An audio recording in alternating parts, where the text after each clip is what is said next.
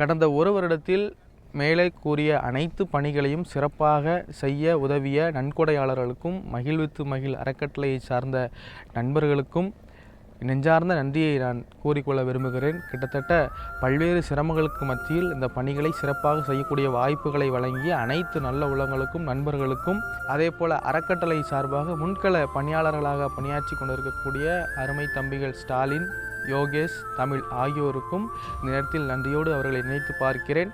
அறப்பணி ஓய்வதில்லை, ஓய்ந்திடில் உலகமில்லை என்று கூறி இந்த பணிகளை செய்ய வாய்ப்பளித்த அனைத்து நல்ல உலகங்களுக்கும் நன்றி கூறி விடைபெறுகிறேன். நன்றி, வணக்கம்.